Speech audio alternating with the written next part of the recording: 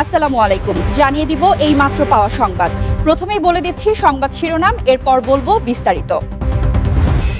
পুরো দেশ আজ এক চরম উত্তেজনা সাক্ষী। আজ সবথেকে বড় আর অবিশ্বাস্য ব্রেকিং নিউজ।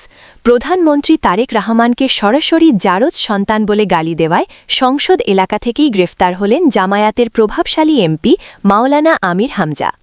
2026 সালের নির্বাচনের পর এই প্রথম কোনো এমপির গ্রেফতারে আজ উত্তাল পুরো রাজপথ। জামায়াত নেতার এই চরম ধৃষ্টতা আর তার পরবর্তী ভয়ঙ্কর পরিণতি জানতে ভিডিওটি 1 সেকেন্ডও না টেনে শেষ পর্যন্ত দেখুন। এরপর জানাব রাজশাহী, ময়মনসিংহ ও কুমিল্লায় হামের ভয়াবহ পরিস্থিতি। আক্রান্তের সংখ্যা বাড়ছে, 3 শিশুর মৃত্যুতে আতঙ্ক, টিকাদান ও চিকিৎসা নিয়ে নতুন করে সতর্কবার্তা। আরও জানাব জিএসটিইউতে শিক্ষক নিয়োগে দুর্নীতির অভিযোগে উত্তাল ক্যাম্পাস, বিক্ষোভ ও মানববন্ধনে শিক্ষার্থীদের তীব্র প্রতিবাদ, তদন্ত ও শাস্তির দাবিতে সরব আন্দোলন। এতক্ষণ শুনছিলেন শিরোনাম, এখন বলবো বিস্তারিত।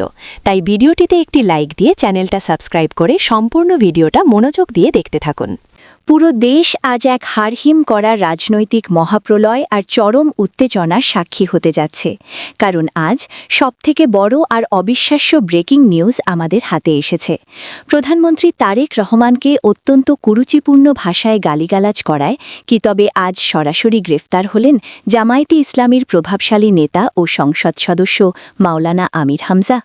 2026 সালের নির্বাচনের পর প্রধান বিরোধী দল হিসেবে আত্মপ্রকাশ করা জামায়াতে কোনো সংসদ সদস্যের এভাবে গ্রেফতার হওয়ার নেপথ্যে আসলে কোন ভয়ঙ্কর সংঘাত লুকিয়ে আছে, এবং এই ঘটনার পর কেন আজ সারা দেশের রাজপথে মরণপণ যুদ্ধে নামল লক্ষ লক্ষ জামাত নেতাকর্মী।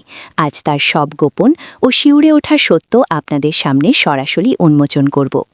পরিস্থিতির ভয়াবহতা বুঝতে 1 সেকেন্ডও না টেনে পুরো ভিডিওটি শেষ পর্যন্ত দেখুন, কারণ আজকের এই প্রতিবেদন দেশের শাসন ব্যবস্থা আর প্রধান বিরোধী দলের অস্তিত্ব নিয়ে সবথেকে বড় বিস্ফোরণ হতে যাচ্ছে।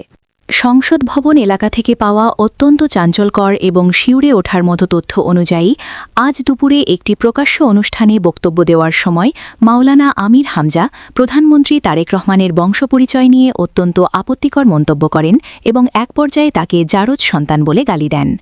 এই খবরটি বিদ্যুৎ গতিতে ছড়িয়ে পড়ার সাথে সাথেই সামাজিক যোগাযোগ মাধ্যমে প্রতিবাদের ঝড় ওঠে এবং খোদ সরকারি দল বিএনপির তৃণমূল কর্মীরা ক্ষোভে ফেটে পড়ে।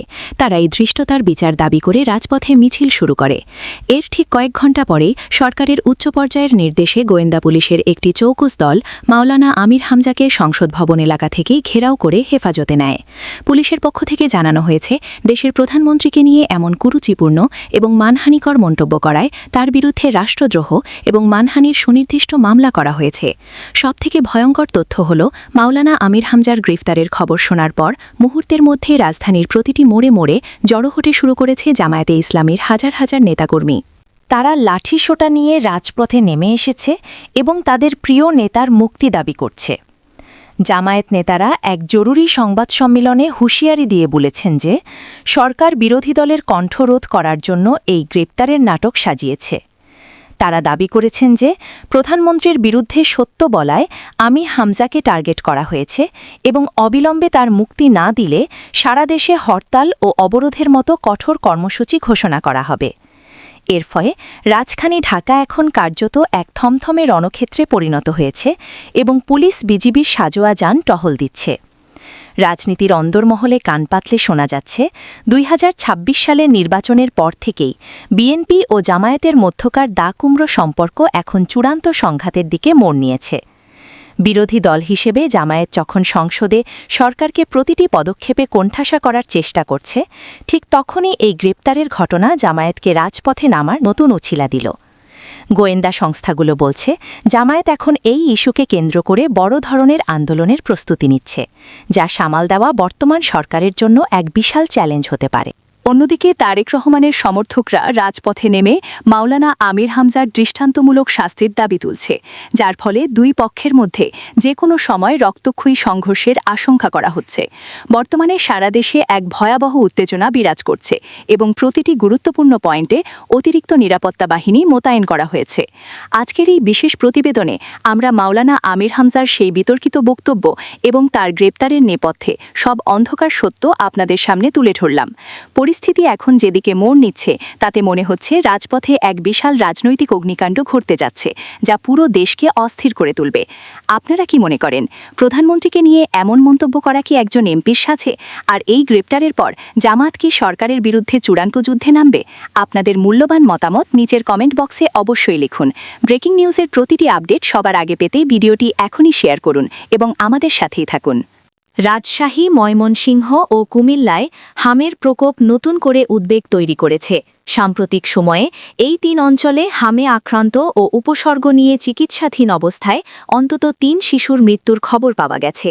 স্বাস্থ্য সংশ্লিষ্ট সূত্রগুলো জানাচ্ছে, দেশে আবারও হামের সংক্রমণ বাড়ছে এবং হাসপাতালগুলোতে শিশু রোগীর চাপ দ্রুত বৃদ্ধি পাচ্ছে। বিশেষজ্ঞরা বলছেন, টিকাদানের ঘাটতি, অপুষ্টি এবং দেরিতে চিকিৎসা নেওয়ার প্রবণতার কারণে পরিস্থিতি আরও জটিল হয়ে উঠছে। সাম্প্রতিক তথ্যে জানা যায়, গত 24 ঘণ্টায় দেশজুড়ে হামে আক্রান্ত এবং উপসর্গ নিয়ে অন্তত 3 শিশুর মৃত্যু হয়েছে, যার মধ্যে একজনের ক্ষেত্রে হামে আক্রান্ত হওয়ার বিষয়টি নিশ্চিত করা হয়েছে এবং বাকি 2 জন হামের উপসর্গ নিয়ে মারা গেছে। একই সময়ে হাজারের বেশি শিশুর শরীরে হামের উপসর্গ শনাক্ত হয়েছে এবং শত শত শিশু হাসপাতালে ভর্তি হয়েছে, যা সংক্রমণের ব্যাপকতা তুলে ধরে। রাজশাহী, ময়মনসিংহ ও কুমিল্লার ঘটনাগুলো এই বৃহত্তর পরিস্থিতির অংশ হিসেবে দেখা হচ্ছে। বিভিন্ন হাসপাতাল সূত্রে জানা গেছে, এসব এলাকায় হামের উপসর্গ নিয়ে শিশুদের হাসপাতালে ভর্তি বাড়ছে এবং চিকিৎসাধীন অবস্থায় মৃত্যুর ঘটনাও ঘটছে। কুমিল্লাতেও আগেই হামে আক্রান্ত হয়ে শিশু মৃত্যুর ঘটনা সামনে এসেছে, যা স্থানীয় স্বাস্থ্য ব্যবস্থার ওপর চাপ বাড়িয়েছে। বিশেষজ্ঞদের মতে, হামের মতো প্রতিরোধযোগ্য রোগে মৃত্যুর ঘটনা উদ্বেগজনক এবং এটি জনস্বাস্থ্য ব্যবস্থার দুর্বলতার ইঙ্গিত দেয়। অনেক ক্ষেত্রে দেখা যাচ্ছে, আক্রান্ত শিশুদের একটি বড় অংশ টিকা বঞ্চিত বা সম্পূর্ণ টিকা নেয়নি, ফলে তারা সহজেই সংক্রমণের শিকার হচ্ছে। এছাড়া হাসপাতালগুলোতে বেড সংকট, অতিরিক্ত রোগীর চাপ এবং প্রয়োজনীয় অবকাঠামোর অভাব পরিস্থিতিকে আরও খারাপ করে তুলছে। স্বাস্থ্য অধিদপ্তর ইতোমধ্যে পরিস্থিতি নিয়ন্ত্রণে জরুরি টিকাদান কর্মসূচি জোরদার করার কথা জানিয়েছে এবং ঝুঁকিপূর্ণ এলাকাগুলোকে অগ্রাধিকার দেওয়া হচ্ছে। একই সঙ্গে অভিভাবকদের সচেতন হওয়ার আহ্বান জানানো হয়েছে, যাকে শিশুদের সময়মতো টিকা দেওয়া এবং প্রাথমিক উপসর্গ দেখা দিলেই দ্রুত চিকিৎসকের শরণাপন্ন হওয়া নিশ্চিত করা যায়। সামগ্রিকভাবে বলা যায়, রাজশাহী, ময়মনসিংহ ও কুমিল্লায় 3 শিশুর মৃত্যুর ঘটনা শুধু বিচ্ছিন্ন কোনো ঘটনা নয়, বরং দেশে হামের বিস্তৃত প্রাদুর্ভাবের একটি অংশ। সময়মতো কার্যকর পদক্ষেপ না নিলে এই পরিস্থিতি আরও ভয়াবহ রূপ নিতে পারে বলে আশঙ্কা করছেন জনস্বাস্থ্য বিশেষজ্ঞরা। গোপালগঞ্জ বিজ্ঞান ও প্রযুক্তি বিশ্ববিদ্যালয়, সংক্ষেপে জিএসটিইউতে দুর্নীতি ও শিক্ষক নিয়োগ বাণিজ্যের অভিযোগকে কেন্দ্র করে শিক্ষার্থীদের বিক্ষোভ ও মানববন্ধন কর্মসূচি নতুন করে আলোচনার জন্ম দিয়েছে। সম্প্রতি বিশ্ববিদ্যালয়ের সাধারণ শিক্ষার্থীরা ক্যাম্পাসে একত্রিত হয়ে এই কর্মসূচি পালন করে এবং প্রশাসনের বিরুদ্ধে বিভিন্ন অভিযোগ তুলে ধরেন। প্রাপ্ত তথ্যে জানা যায়, বিশ্ববিদ্যালয় ক্যাম্পাসের হাদি চত্বরে আয়োজিত এই মানববন্ধনে বিপুল সংখ্যক শিক্ষার্থী অংশগ্রহণ করে। তারা অভিযোগ করেন, বিশ্ববিদ্যালয়ের উচ্চ পর্যায়ের প্রশাসনের কিছু ব্যক্তি শিক্ষক নিয়োগের ক্ষেত্রে অনিয়ম ও অর্থ বাণিজ্যের সঙ্গে জড়িত। বিশেষ করে উপাচার্য সহ সংশ্লিষ্ট কিছু কর্মকর্তার বিরুদ্ধে নিয়োগ প্রক্রিয়ায় স্বচ্ছতার অভাব এবং অর্থের বিনিময়ে নিয়োগ দেওয়ার অভিযোগ তুলেছেন শিক্ষার্থীরা। মানববন্ধনে অংশগ্রহণকারী শিক্ষার্থীরা বলেন, গত বছর শিক্ষক নিয়োগ প্রক্রিয়ায় ব্যাপক দুর্নীতি হয়েছে এবং পরে সেই নিয়োগ বাতিল করে পুনরায় অর্থ লেনদেনের মাধ্যমে নিয়োগ দেওয়া হয়েছে বলে তারা অভিযোগ করেন। এসব ঘটনার ফলে মেধাবী প্রার্থীরা বঞ্চিত হয়েছেন এবং বিশ্ববিদ্যালয়ের শিক্ষার পরিবেশ ক্ষতিগ্রস্ত হয়েছে বলে দাবি করেন তারা। শিক্ষার্থীরা বিক্ষোভ চলাকালে বিভিন্ন স্লোগান দেন এবং দুর্নীতির সঙ্গে জড়িতদের শাস্তির দাবি জানান। একই সঙ্গে তারা উপাচার্য ও সংশ্লিষ্ট কর্মকর্তাদের পদত্যাগের দাবিও উত্থাপন করেন। তাদের মতে, বিশ্ববিদ্যালয়ের উন্নয়ন কার্যক্রম উপেক্ষা করে নিয়োগ বাণিজ্যের দিকে বেশি গুরুত্ব দেওয়ায় সামগ্রিক শিক্ষা পরিবেশ নষ্ট হচ্ছে।